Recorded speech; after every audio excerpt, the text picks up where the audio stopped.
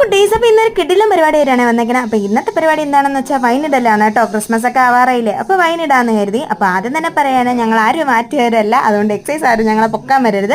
ഇത് ഞങ്ങൾ വീട്ടിലെ ആവശ്യത്തേക്ക് മാത്രം വേണ്ടി ഇടുന്നതാണ് കേട്ടോ. എല്ലാ വർഷവും ക്രിസ്മസ് ആവാറാകുമ്പോഴത്തേക്കും എൻ്റെ അച്ഛനാണ് ഈ വൈനിടുന്ന പരിപാടിയൊക്കെ ചെയ്യാറ്. അപ്പോൾ ഈ തവണ ഇടാൻ പോയപ്പോഴത്തേക്കും ഞാൻ പറഞ്ഞു വെച്ചാൽ നമുക്ക് വീഡിയോ എടുത്തൊന്ന് പോസ്റ്റ് ചെയ്യാമെന്ന് കേട്ടോ. അപ്പോൾ ആദ്യം തന്നെ നമ്മുടെ വൈനിൻ്റെ ഭരണിയൊക്കെ എടുത്തൊന്ന് തുടച്ച് വൃത്തിയാക്കി എടുത്തിട്ടുണ്ട്. ഇതാണ് കേട്ടോ നമ്മുടെ വൈൻ ഭരണി. എല്ലാ വർഷവും ഇതിലാണ് കേട്ടോ ഇടണം. അപ്പോൾ മുന്തിരിങ്ങ വാങ്ങിച്ചു, 1 കിലോ മുന്തിരിങ്ങയാണ് വാങ്ങിച്ചത്. അതിനെ കഴുകി വൃത്തിയാക്കി നന്നായിട്ട് തുടച്ചെടുത്തിട്ടുണ്ട്. ഇനി ആ ഭരണിക്കകത്തോട്ട് മുന്തിരി ഇട്ടു, പഞ്ചസാര ഇട്ടു, മുന്തിരി ഇട്ടു, പഞ്ചസാര ഇട്ടു, മുന്തിരി ഇട്ടു, പഞ്ചസാര ഇട്ടു, അങ്ങനെ 3 ലെയർ ഇട്ടിട്ടുണ്ട്.